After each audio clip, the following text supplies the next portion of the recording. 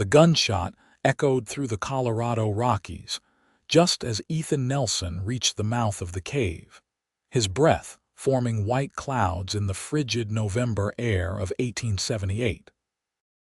He had been tracking an elk for the better part of 3 days, and the shot had come from somewhere above him, sending his quarry fleeing into the dense pine forest.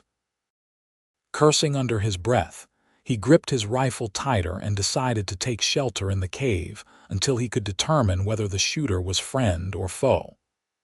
The mountains were unforgiving this time of year, and strangers with guns often meant trouble. He ducked inside the cave entrance, his eyes adjusting slowly to the darkness. The cave went back farther than he expected, the gray stone walls narrowing into shadows. Ethan had lived in these mountains for 6 years now, ever since the war had ended, and he had decided that civilization held nothing for him anymore. At 28, he had seen enough death and destruction to last several lifetimes. The solitude of the high country suited him just fine, along with his simple cabin nestled in a valley 2 miles east. A sound made him freeze. It was soft, barely audible, like the whimper of a wounded animal. His grip on the rifle relaxed slightly as he moved deeper into the cave, his boots crunching on loose gravel. The cave opened into a wider chamber, and weak afternoon light filtered through a crack in the ceiling above. That was when he saw her. A woman lay crumpled against the far wall, her dress torn and filthy, her dark hair matted and tangled around her pale face. She was curled into herself, shivering violently, and even from several feet away, Ethan could see that she was dangerously thin. Her cheekbones jutted sharply, and her lips were cracked and bleeding. She did not seem to notice his presence, her eyes half closed and unfocused. "Madam," Ethan called softly, not wanting to startle her. He set his rifle against the cave wall and approached slowly, the way he would approach a frightened deer. "Madam, can you hear me?" Her eyes fluttered open, and for a moment they focused on him with such terror that he stopped moving. They were brown, he noticed, a rich warm brown that seemed too vibrant for her deathly pale face. She tried to move away from him, but she was too weak, managing only to press herself harder against the stone wall. "I am not going to hurt you," Ethan said, raising his hands to show he meant no harm. "My name is Ethan Nelson. I live in these mountains. You are hurt. You need help." She stared at him, her breathing rapid and shallow. Then, as if the effort of staying conscious was too much, her eyes rolled back and she slumped sideways. Ethan rushed forward and caught her before her head hit the stone floor. She weighed almost nothing, and up close, he could see that her condition was even worse than he had thought. Her skin was ice cold, and he could count every rib through the thin fabric of her dress. Dark bruises covered her arms, and her feet were wrapped in nothing but bloody strips of cloth. He had to get her out of here. The temperature would drop below freezing once the sun set, and she would not survive another night in this cave. Ethan shrugged out of his heavy wool coat and wrapped it around her, then lifted her carefully into his arms. She barely stirred, her head lolling against his shoulder. He retrieved his rifle, slinging it across his back, and carried her out into the fading daylight. The journey back to his cabin took over an hour, and by the time he kicked open his front door, his arms were burning with the effort of carrying her over the rough terrain. But Ethan was a strong man, built solid and broad from years of hard physical labor, his arms thick with muscle earned from chopping wood, hunting, and surviving in the wilderness. His dark brown hair hung past his shoulders, usually tied back with a strip of leather, and his face was weathered from constant exposure to the elements. He was not a man who gave up easily, and he was not about to let this woman die. He laid her gently on his bed, the only real piece of furniture in the one-room cabin besides a rough wooden table and 2 chairs. The fireplace was cold, and he quickly built up a fire, feeding it until flames roared and heat began to fill the small space. Then he turned his attention back to the woman. She needed water first and warmth. He filled a tin cup from his water barrel and returned to the bed, lifting her head carefully and pressing the cup to her lips. "Drink," he urged, "just a little." She stirred at the touch of water on her lips, and instinct seemed to take over. She drank weakly, coughing and sputtering but managing to swallow several mouthfuls before turning her head away. It was a start. Ethan covered her with every blanket he owned, tucking them around her shivering form. Then he heated water over the fire and prepared a thin broth from dried meat and vegetables. She needed food, but her body was so starved that eating too much too quickly could kill her just as surely as the cold. For 3 days, she drifted in and out of consciousness, and Ethan stayed by her side, sleeping only in brief snatches in his chair by the fire.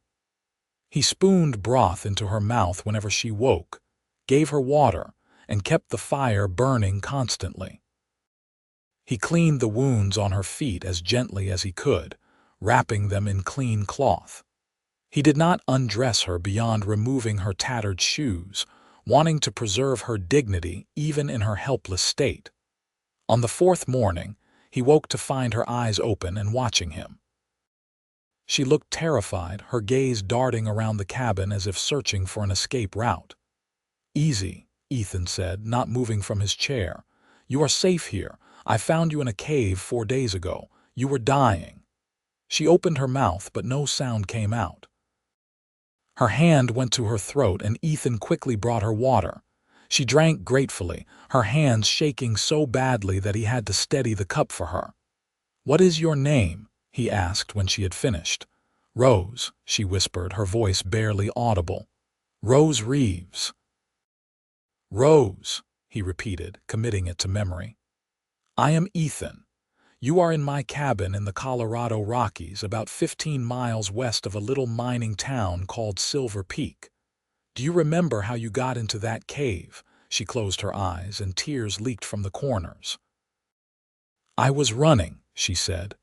"From the wagon train we were attacked. Raiders, they killed everyone. I ran into the mountains, I got lost. I do not know how long I was out there." Ethan's jaw tightened. Wagon train attacks were not uncommon, especially in these remote areas where law was more a suggestion than a rule. "How long ago was the attack?" "I do not know," she said, her voice breaking. "Days, maybe a week. I lost track. I was so cold and so hungry. I thought I was going to die in that cave." "You almost did," Ethan said quietly. "But you are alive now, and you are going to stay that way. You just need to rest and eat. Your body needs time to heal." She looked at him then, really looked at him, taking in his broad shoulders and muscular frame, the rough clothing, the long hair, the beard that covered his jaw. "Why did you help me?" she asked. The question caught him off guard. "Why would I not?" he replied. "You do not know me. I could be dangerous. I could be a criminal." Despite the grim situation, Ethan felt a small smile tug at his lips. "No offense, madam, but in your current state, you could not threaten a field mouse, and I do not make a habit of leaving people to die when I can help them." Rose looked away, more tears spilling down her cheeks. "Everyone else is dead. My sister. She was pregnant. She was going to California with her husband to start a ranch. I was going with them. Now they are gone and I am here, and I do not even know why I survived." "Because you were strong enough to run," Ethan said. "And strong enough to stay alive until I found you. That counts for something." She did not respond, and he let her cry, understanding that sometimes grief needed to flow like a river before it could be dammed. He busied himself with preparing more broth, and when it was ready, he brought it to her. This time, she was able to hold the bowl herself, though her hands shook with the effort. Over the next week, Rose grew stronger. She could sit up without assistance, and she kept down solid food. The color began to return to her cheeks, and the hollow look in her eyes faded slightly. Ethan gave her his bed and slept in his chair or on the floor near the fire. He hunted during the day, bringing back deer and rabbit, and he showed her how to dry meat and store it for the winter. She did not talk much about the attack or her sister, and Ethan did not press her. He had his own ghosts that he did not care to discuss, memories of the war that still woke him sometimes in the dark hours before dawn. He understood that some wounds ran too deep for words, but she watched him. He noticed her eyes following him as he worked, taking in the easy strength with which he split wood or hauled water from the stream. She watched the way he moved, fluid and confident, a man completely at ease in the wilderness. And sometimes, when she thought he was not looking, he caught an expression on her face that was not quite gratitude and not quite curiosity, but something in between. On the 10th day, she asked if she could go outside. The weather had turned milder, and the sun was shining weakly through the bare branches of the aspen trees surrounding the cabin. Ethan helped her to her feet, supporting her when she swayed, and walked with her slowly to the door. The world outside was breathtaking. The cabin sat in a small clearing surrounded by towering pines and aspens, with mountains rising steeply on all sides. A stream ran just beyond the tree line, and in the distance, snow-capped peaks gleamed against the blue sky. "It is beautiful," Rose whispered. "It is home," Ethan replied. He guided her to a stump near the cabin where he usually split wood, and she sat down carefully, tilting her face toward the sun. "How did you end up living out here all alone?" she asked. Ethan was quiet for a moment, considering his answer. "The war," he said finally. "I fought for the Union. Saw things that no man should see. When it was over, I could not go back to regular life. Too many people, too much noise. I came west looking for space, and I found these mountains. Been here ever since." "You ever get lonely?" "Sometimes," he admitted. "But lonely is better than being surrounded by people and still feeling alone. At least out here, the solitude is honest." Rose nodded slowly. "I think I understand that." They sat in companionable silence for a while, and then Ethan helped her back inside. She was exhausted from the small excursion, and she slept for most of the afternoon. When she woke, Ethan had prepared a stew with fresh vegetables he had stored in his small root cellar and tender chunks of venison. "This is delicious," Rose said, eating with more appetite than she had shown since he found her. "Glad you like it," Ethan said. "You are getting your strength back. That is good." "Thanks to you," she said. "I owe you my life, Ethan." "You do not owe me anything," he replied. "I did what anyone would do." "No," she said firmly. "Not anyone. Most men would have left me in that cave or worse. You saved me, and you have been nothing but kind. I will not forget that." Something in her tone made him look up, and their eyes met across the table. For a moment, the air between them felt charged, heavy with something unspoken. Then Rose looked away, color rising in her cheeks, and the moment passed. As the days turned into weeks, Rose continued to heal. She gained weight, her face filling out until she was no longer skeletal, and the bruises on her arms faded to yellow and then disappeared entirely. Her hair, which Ethan had helped her wash in warm water heated over the fire, turned out to be a rich chestnut brown, thick and glossy when clean. She was, he realized with some surprise, quite beautiful. She made herself useful around the cabin, insisting on earning her keep. She mended his clothes, which had long been neglected, and she organized his meager supplies with an efficiency that impressed him. She learned to cook over the open fire, and she helped him cure meat and prepare for the harsh winter that was coming. They talked more as they worked. Rose told him about her childhood in Pennsylvania, growing up as the youngest of 3 sisters. Her father had been a schoolteacher, and he had made sure all his daughters could read and write and do sums. Her mother had died when Rose was 12, and her father had followed 5 years later, leaving her in the care of her oldest sister. Catherine was the one who died in the attack, Rose said quietly one evening as they sat by the fire. She was 25, only 3 years older than me. She was so excited about California, about starting a new life with her husband. They had been trying for a baby for 2 years, and when she finally got pregnant, they decided it was a sign that they should go west. "I am sorry," Ethan said. "That is a hard thing to lose." "I keep thinking that I should have died too," Rose admitted. "Why did I survive when everyone else died?" "What am I supposed to do now? You survived because you fought to survive," Ethan said. "And what you do now is live. You live because they cannot. You honor their memory by not giving up." She looked at him with tears in her eyes. "Is that what you do?" "Live for the men who did not make it home from the war." "Every single day," he said. That night, Rose slept more soundly than she had since the attack, and when she woke the next morning, some of the shadow had lifted from her face. The first snow came in late December, transforming the landscape into a winter wonderland. Rose stood at the window, watching the fat flakes drift down from the gray sky, and Ethan came to stand beside her. "We are going to be snowed in for a while," he said. "Are you going to be all right with that?" "As long as we have enough food and firewood, I will be fine," she said. Then she turned to look at him. "Ethan, I have been thinking. I cannot stay here forever. When spring comes, I should probably go back to civilization. Find work somewhere, maybe as a teacher or a seamstress." Something cold settled in Ethan's chest at her words, but he forced himself to nod.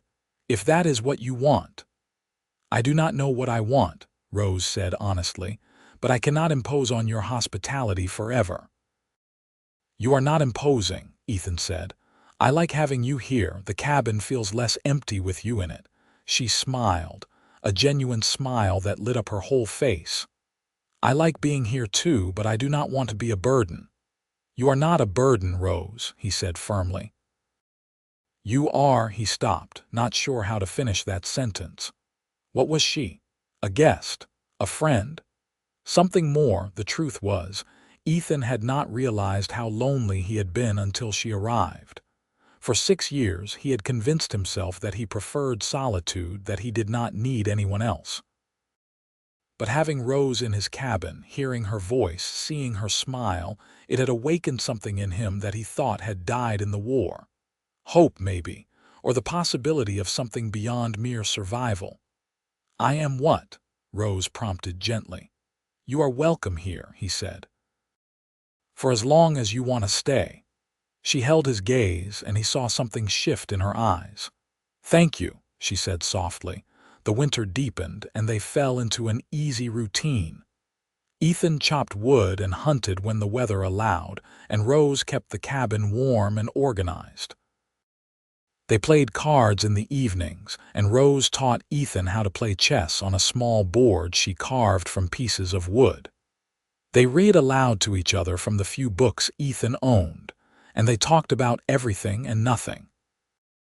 It was during one of these conversations that Ethan realized he was falling in love with her. They were sitting by the fire, Rose mending one of his shirts while he sharpened his hunting knife. She was telling him a story about her father, how he used to take her and her sisters on long walks through the Pennsylvania forests, teaching them the names of trees and birds. "He said that education was not just about books," Rose said. "It was about understanding the world around you. He wanted us to be curious, to ask questions, to never stop learning." "He sounds like a good man," Ethan said. "He was," Rose said. "I miss him. I miss all of them." She looked up from her sewing, and her eyes were bright with unshed tears. "But I am grateful that I ended up here, Ethan, with you. I do not think I would have survived anywhere else." Without thinking, Ethan reached out and took her hand. It was small and warm in his, and when she did not pull away, his heart began to pound. "I am grateful you are here too," he said. "More grateful than you know." Rose set down her sewing and moved closer to him. They were sitting on the floor in front of the fire, and she shifted until she was right beside him, her shoulder pressed against his arm. "Ethan," she said quietly, "I need to tell you something." "What is it?" "I think I am falling in love with you," she said, her voice barely above a whisper. "I know it is probably not appropriate, and I know you saved my life and I should not have these feelings, but I cannot help it. You are the kindest, strongest man I have ever met," and Ethan stopped her with a kiss. It was gentle and tentative, giving her every opportunity to pull away, but she did not. Instead, she leaned into him, her hand coming up to rest against his chest. When they finally broke apart, they were both breathing hard. "I am falling in love with you too," Ethan said, his voice rough. "Have been for weeks now. I just did not know how to tell you. You just did," Rose said, and she kissed him again. They spent the rest of the winter in a state of quiet happiness. They were careful with each other, both aware that what they had was fragile and new. Ethan continued to sleep on the floor, not wanting to rush things or make Rose uncomfortable. But they held hands by the fire and they kissed goodnight. And the love between them grew stronger with each passing day. In early March, the snow began to melt, and the first signs of spring appeared. Green shoots pushed up through the muddy ground, and birds returned to the trees, filling the air with song. Rose stood outside the cabin one morning, breathing in the fresh air, and Ethan came up behind her, wrapping his arms around her waist. "Spring is here," he said. "It is," she agreed, leaning back against his solid chest. "Rose, I want to ask you something," Ethan said. He turned her to face him, his hands resting on her shoulders. "I know you talked about leaving when spring came, but I do not want you to go. I want you to stay here, with me, permanently." Rose's eyes widened. "Ethan, I love you," he said. "I love you more than I thought I could love anyone. These past few months with you have been the happiest of my life. I know I do not have much to offer. I am just a mountain man living in a cabin in the middle of nowhere. But I can promise that I will take care of you, protect you, and love you for the rest of my days. Will you stay, Rose? Will you be my wife?" Tears streamed down Rose's face, but she was smiling.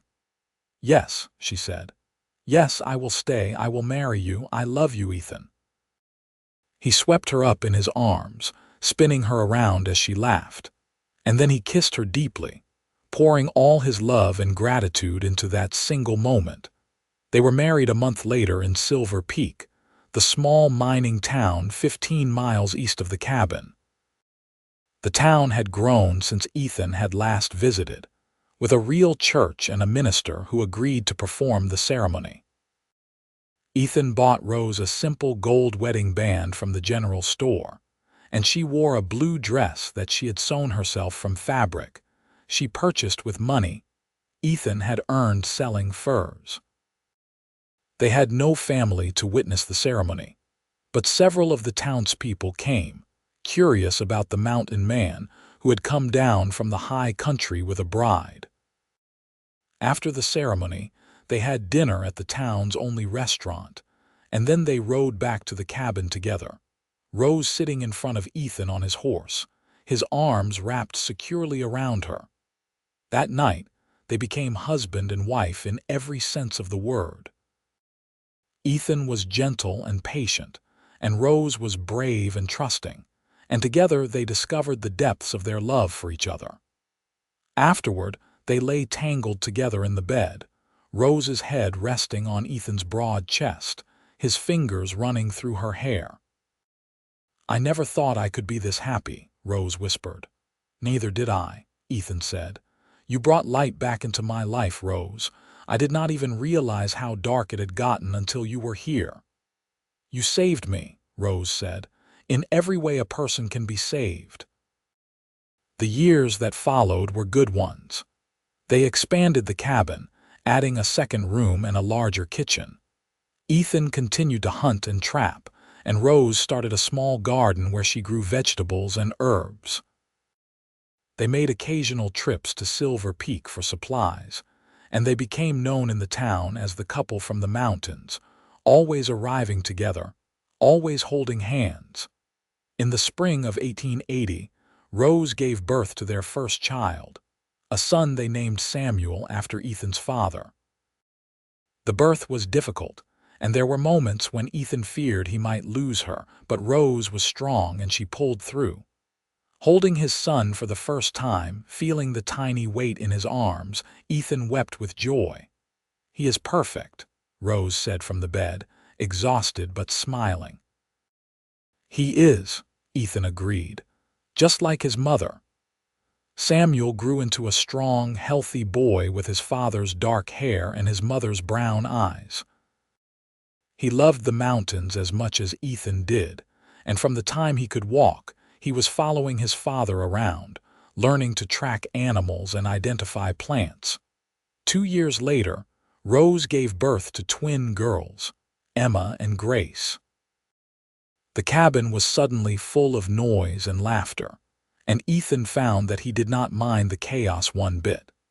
He had never imagined himself as a father, but he took to it naturally, carrying his daughters on his broad shoulders and telling them stories by the fire. Rose proved to be a wonderful mother, patient and loving and firm when necessary. She taught the children to read and write, just as her father had taught her, and she filled their heads with stories and songs. The cabin that had once been a lonely refuge became a home filled with love and warmth. As the children grew, Ethan and Rose's love for each other only deepened. They still held hands when they walked, still kissed goodnight, still talked by the fire long after the children had gone to bed. They had built a life together out of tragedy and survival, and it was more than either of them had ever dared to hope for. One evening in the summer of 1885, Ethan and Rose stood outside the cabin, watching the sun set over the mountains. Their children were playing nearby, Samuel teaching the twins how to skip stones in the stream. Rose leaned against Ethan's side, his arm wrapped around her shoulders. "You ever regret staying?" Ethan asked. "Do you ever wonder what your life would have been like if you had gone back to civilization?" Rose looked up at him, her eyes filled with love. "Not for a single moment," she said. "This is where I was meant to be. With you, this is my home." Ethan kissed the top of her head. "Mine too," he said. "You are my home, Rose. You always will be." As the sun dipped below the mountains, painting the sky in shades of orange and pink, they stood together in the place where their love had been born.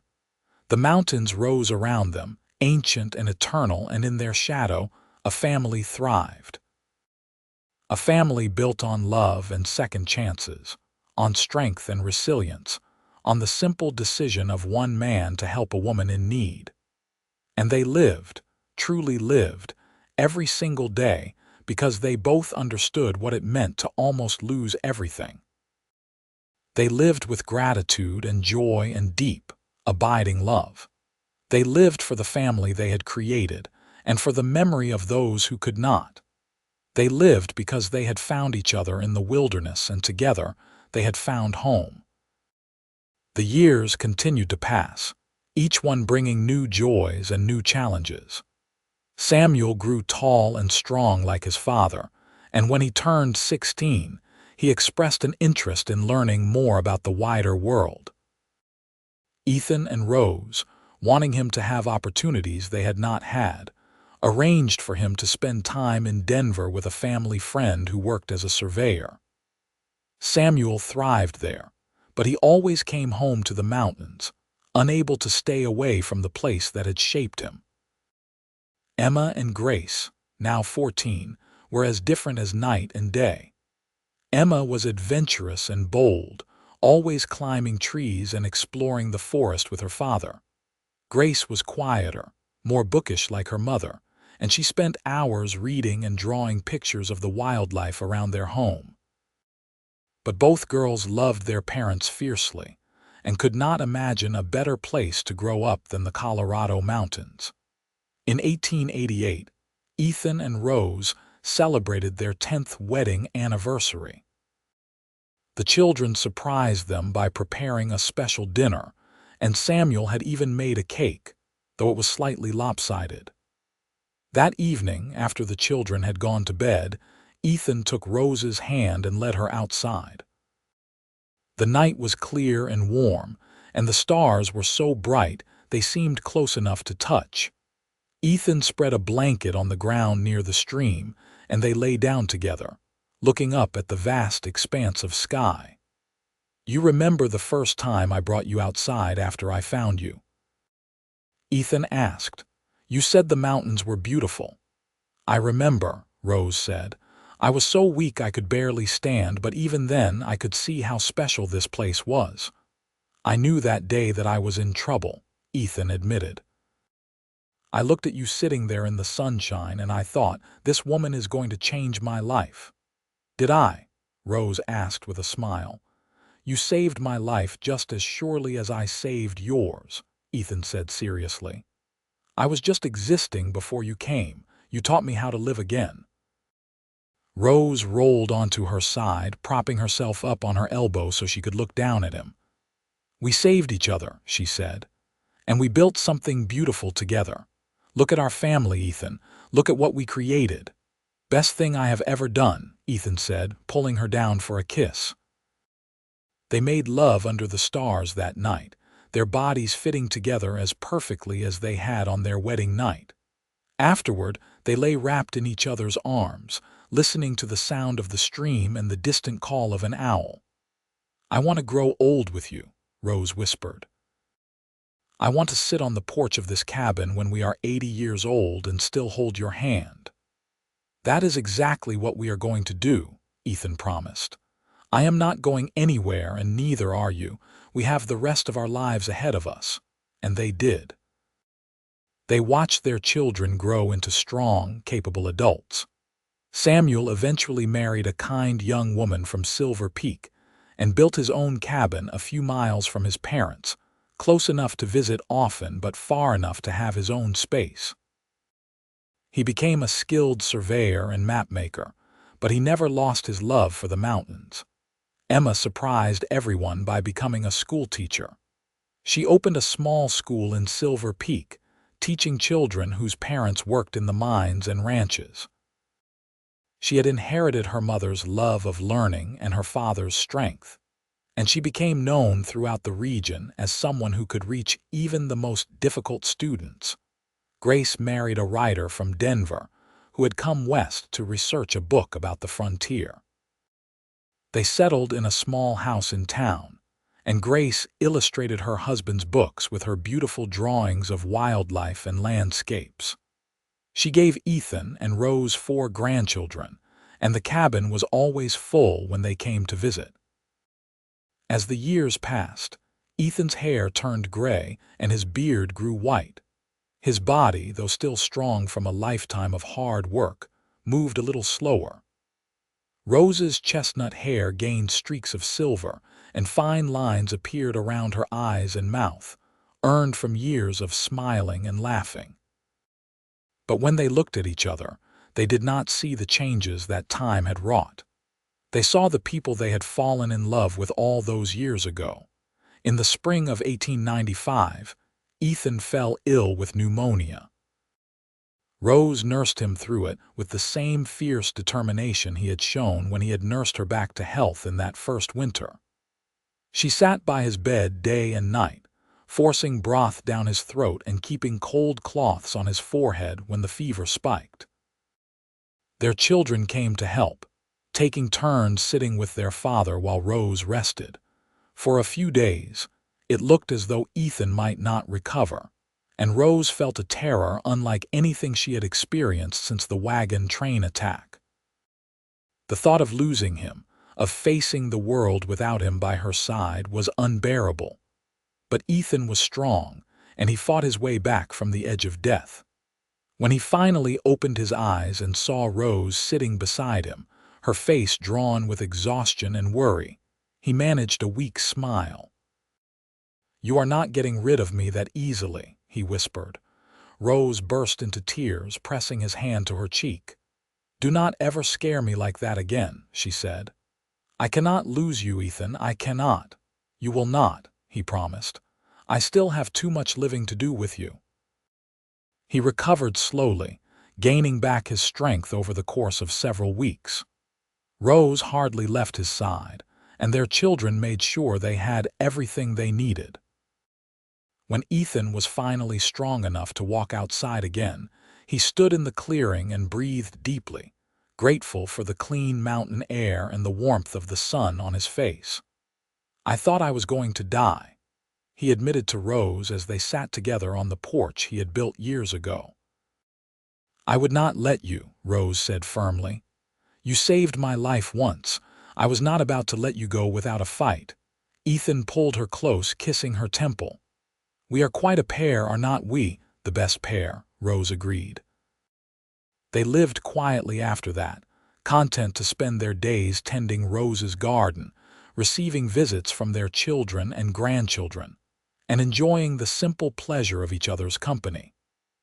They took slow walks through the forest, hand in hand, pointing out birds and wildflowers to each other. They read books by the fire in the evenings, and they talked about their life together, marveling at how far they had come from that day in the cave. On their 20th wedding anniversary in 1899, their children threw them a party in Silver Peak. The whole town came out to celebrate, and there was music and dancing and food. Ethan and Rose danced together, moving slowly to an old waltz, and everyone who watched them could see the deep love that still burned between them. 20 years, Rose said as they swayed together. "Sometimes it feels like yesterday, and sometimes it feels like forever." "Both," Ethan said. "It is both."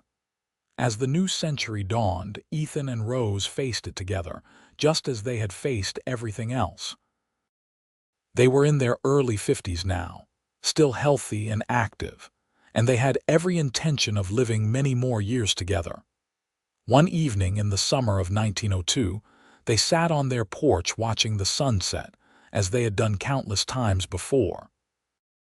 Their grandchildren were playing in the clearing, and the sound of their laughter filled the air. Rose leaned against Ethan's shoulder and he wrapped his arm around her, pulling her close. "You know what I am most grateful for?" Rose asked. "What is that?" "That you did not leave me in that cave," she said. "That you chose to help a stranger, even though you did not have to. That one act of kindness changed both our lives." Ethan was quiet for a moment, thinking about that day so many years ago. "I do not think I could have left you even if I had wanted to," he said. "Something told me I was supposed to find you, that you were meant to be part of my life." "Fate," Rose said. "Maybe," Ethan agreed. "Or maybe just luck. Either way, I am grateful every single day that I walked into that cave." "So am I," Rose said. She tilted her head up and he kissed her, a soft, sweet kiss that held all the love and history between them. As the sun set behind the mountains, painting the sky in brilliant colors, they sat together in the home they had built, surrounded by the family they had created. They had faced death and despair, and come out the other side stronger and more in love than ever. They had taken tragedy and turned it into triumph, loneliness, and turned it into love. And in the years that followed, they continued to live fully and joyfully, grateful for every moment they had together. They grew old side by side, their love never wavering, never fading. They watched their grandchildren grow and helped raise their great-grandchildren. They celebrated birthdays and holidays, and they mourned losses when they came, always together, always supporting each other. When Ethan was 72 and Rose was 70, they took one last trip up into the high country, to the cave where their story had begun. It was harder for them to make the journey now, but they were determined. Samuel came with them, helping his father over the rough terrain, and when they finally reached the cave, They stood at the entrance together. "This is where I found you," Ethan said, his voice thick with emotion. "Right there against that wall. I thought you were going to die." "I would have," Rose said, "if not for you."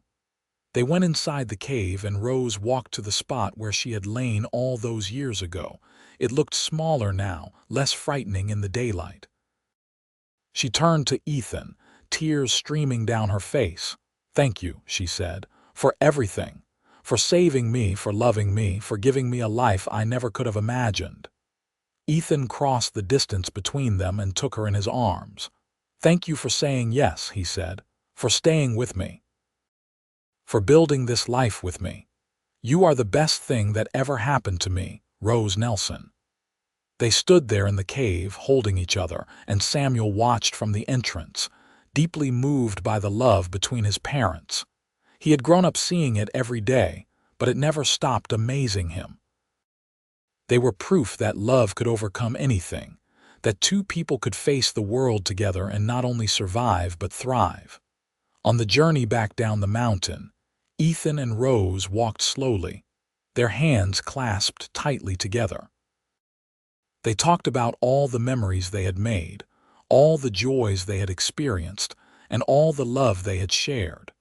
They talked about their children and grandchildren and great-grandchildren, and they marveled at the legacy they had built. "You have any regrets?" Ethan asked. Rose thought for a long moment, then shook her head. "Not a single one," she said. "My life with you has been everything I ever wanted and more. I would not change a thing." "Neither would I," Ethan said. They returned to their cabin that evening, tired but happy, and they sat on their porch watching the stars come out. The mountains surrounded them, eternal and unchanging, and in the distance, they could hear the sound of the stream where their children had played and their grandchildren now played. "This is home," Rose said softly. "This is home," Ethan agreed. "And you are mine and I am yours until the end of time." They sat there together as the night deepened, two souls who had found each other against all odds, who had built a love that had lasted through decades and would last forever. They had started with nothing but each other, and it had been enough, more than enough. It had been everything. The years continued to be kind to them. They lived to see the new century truly take hold, with automobiles appearing in Denver and electricity reaching even small towns like Silver Peak. But in their cabin in the mountains, life remained simple and good. They still heated their home with the fireplace Ethan had built, still fetched water from the stream, still lived in harmony with the land that had given them so much. On a warm summer evening in 1910, Ethan and Rose celebrated their 40th wedding anniversary. Their entire family gathered at the cabin, 3 generations coming together to honor the love that had started it all. There was food and music and laughter, and when Ethan stood to give a toast, everyone fell silent. "40 years ago," he said, his voice still strong despite his age, "I married the most amazing woman I have ever known. I had found her half-starved in a mountain cave, and I fed her back to health and asked her to stay close.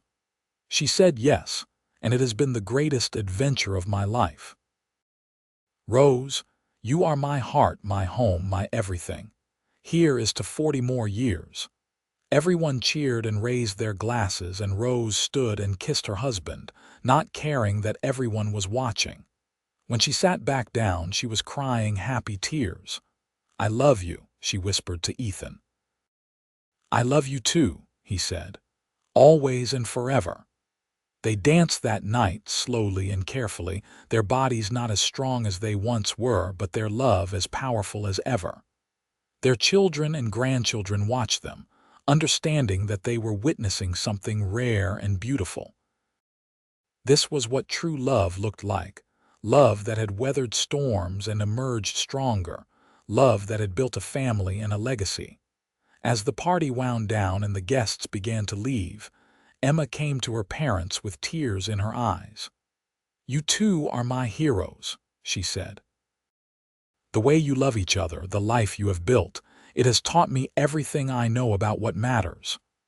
"The only thing that matters is love," Rose said, squeezing her daughter's hand. "Everything else is just details." That night, after everyone had gone and the cabin was quiet again, Ethan and Rose lay in bed together, Rose's head resting on Ethan's chest as it had done for 40 years. "We did good, did not we?" Rose asked. "We did better than good," Ethan said. "We created something beautiful. A family, a home, a love story that will outlast us both." "Do you think they will tell our story someday?" Rose wondered. "Our grandchildren and great-grandchildren." "I hope so," Ethan said. "I hope they tell the story of a mountain man who found a woman half-starved in a cave, fed her back to health, and fell in love with her. I hope they tell how she was brave enough to stay, to build a life in the wilderness with a man she barely knew. I hope they tell how we loved each other through everything, and how that love created all of this." "It is a good story," Rose said sleepily. "The best story," Ethan agreed. They fell asleep like that, wrapped in each other's arms, and they dreamed of all the years they had shared and all the years still to come. The seasons continued to change, as they always had. Winter snows gave way to spring thaw, which gave way to summer warmth and autumn colors. Ethan and Rose grew older, their steps slower, their faces more lined, but their love never diminished. If anything, it grew stronger with each passing year, deeper and more profound. They spent their days in simple pleasures now. Rose tended her garden, growing vegetables and flowers that filled the clearing with color and life. Ethan carved small wooden toys for his great-grandchildren, his large hands still capable of delicate work, despite the arthritis that had settled into his joints. They read to each other, told stories, and sat in comfortable silence, secure in the knowledge that they did not need words to communicate anymore. On a cool autumn day in 1915, Ethan and Rose took a walk through the forest. The aspen leaves had turned golden and they rustled in the breeze like whispered secrets. They walked slowly, arm in arm, stopping often to rest and admire the beauty around them. "You remember teaching me to fish right over there?" Rose asked, pointing to a bend in the stream. "I remember you fell in and soaked your dress," Ethan said with a chuckle. "You were so mad at me." "Because you laughed instead of helping me out," Rose protested, but she was smiling at the memory. "You looked so beautiful standing there in the stream, water dripping off you, trying to look stern but laughing despite yourself," Ethan said. "That was when I knew for certain that I wanted to marry you." They continued walking, sharing memories and stories, reliving the life they had built together. When they finally returned to the cabin, Rose was tired and Ethan helped her to bed, covering her carefully with blankets. "Rest," he said, kissing her forehead. "I will make us some dinner." "Lie down with me for a few minutes," Rose said, patting the bed beside her. "I just want to feel you near me." Ethan lay down beside her and she curled into his side, her head on his shoulder. "I am so tired lately," she admitted, "but not in a bad way, just ready to rest." "We have earned our rest," Ethan said. "We have lived a full life." "The fullest," Rose agreed. She was quiet for a moment, then said, "Ethan, promise me something, anything. Promise me that when I am gone you will not be alone, that you will let our children take care of you. That you will not retreat back into solitude." "Rose, promise me," she insisted. "I promise," Ethan said, his voice thick. "But you are not going anywhere for a long time yet. We still have years ahead of us." Rose smiled and closed her eyes. "Years," she murmured. "With you." "That sounds perfect." They both fell asleep, and when Ethan woke a few hours later, Rose was still sleeping peacefully. He carefully extracted himself from the bed and went to prepare dinner. When it was ready, he went to wake her, but she did not stir. He tried again, gently shaking her shoulder, but there was no response. It took him a moment to understand. Rose had passed away in her sleep, peacefully and without pain, lying in the arms of the man she loved. Ethan stood there, staring down at her peaceful face, and he felt as though the world had stopped turning. "No," he whispered. "No, Rose, not yet. We were supposed to have more time." But there was no answer, and Ethan sank to his knees beside the bed, taking Rose's hand in his. It was still warm, and for a moment, he could almost believe she was just sleeping. But he knew the truth. His Rose, his brave, beautiful Rose, was gone. He stayed there for a long time, holding her hand and telling her all the things he wished he had said.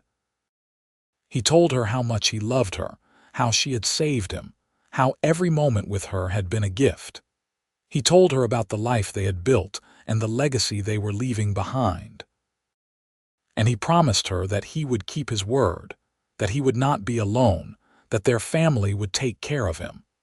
When Samuel arrived the next day for his weekly visit, he found his father sitting beside the bed, still holding his mother's hand. One look at his father's face told Samuel everything he needed to know. He went to Ethan and put his arms around him, and the two men wept together, grieving the loss of the woman who had been the center of their family. The funeral was held 3 days later. The entire town of Silver Peak came, along with people from the surrounding ranches and mines. Rose had touched many lives over the years, and everyone wanted to pay their respects. She was buried in a small cemetery overlooking the mountains, the view stretching for miles in every direction. Ethan stood at her graveside, his children and grandchildren surrounding him, and he felt hollow inside. How was he supposed to go on without her? How was he supposed to wake up every morning and not see her face? How was he supposed to live when half of his heart was in the ground? But he had made her a promise, and Ethan Nelson was a man who kept his promises. So he let his children take him home, and he accepted their care and their love. Samuel moved into the cabin with him, refusing to let his father be alone. Emma and Grace visited often, bringing food and laughter and stories.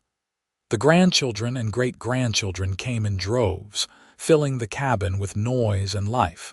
In the months that followed, Ethan grieved deeply.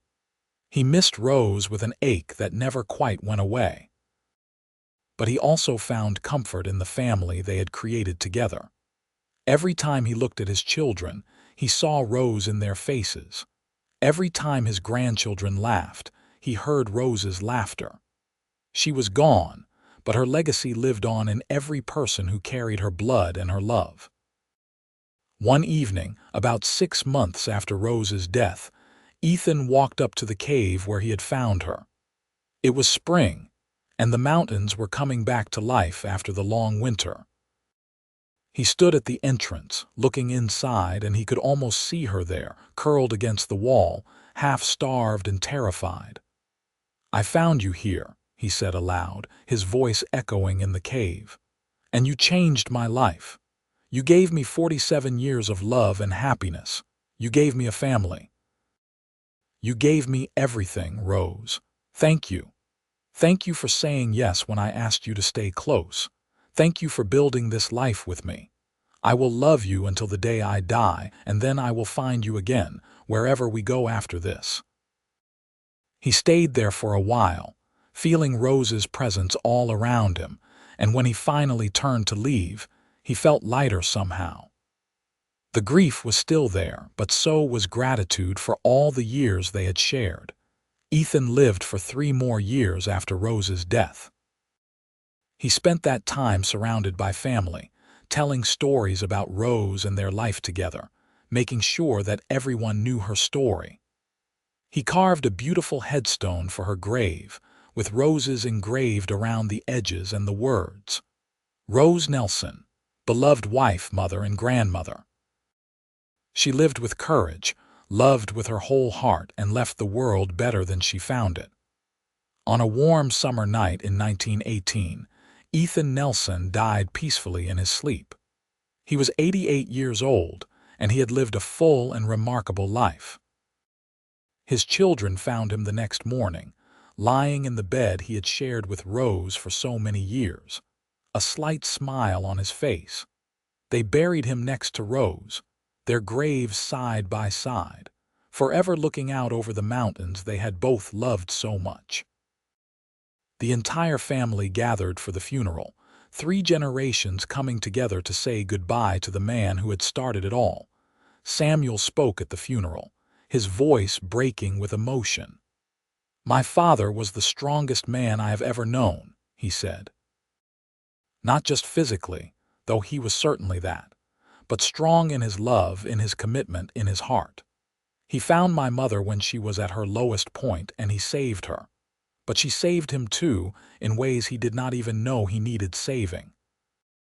Together, they built a love that inspired everyone who knew them. They showed us what marriage should be, what family should be, what love should be. They lived with intention and purpose, and they left behind a legacy that will continue for generations." As Samuel spoke, Emma and Grace stood with their families, tears streaming down their faces. They knew that the end of an era had come. Their parents were both gone now, but the love story they had created lived on. It lived in the cabin in the mountains, in the garden that still bloomed every summer, in the grandchildren and great-grandchildren who carried their names and their values. Years later, when those grandchildren had children of their own, they would tell the story of Ethan and Rose Nelson. They would tell how a mountain man had found a woman half-starved in a cave in 1878, how he fed her back to health and asked her to stay close, and how she said yes. They would tell of the love that had grown between them, a love so strong that it had created a family and a legacy that would never be forgotten. They would tell the story around campfires and dinner tables, passing it down through the generations like a precious heirloom. And every time the story was told, the listeners would be reminded that love can bloom even in the darkest circumstances, that kindness to a stranger can change the course of 2 lives, and that a life built on love is the richest life of all. The cabin still stood in the mountains, maintained carefully by the family for over 100 years. It became a gathering place, a reminder of where they all came from and the love that had started it all. And on summer evenings, when the family gathered there, they could almost feel the presence of Ethan and Rose, watching over them, pleased with the legacy they had left behind.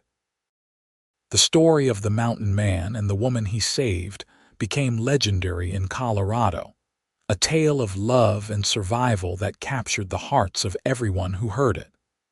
It was proof that even in the harsh wilderness of the Wild West, beauty and love could flourish. It was a reminder that sometimes the most extraordinary things begin with a simple act of kindness. And so the story lived on, generation after generation, never forgotten, always cherished. The story of Ethan and Rose Nelson, who found each other in the mountains and built a love that would last forever.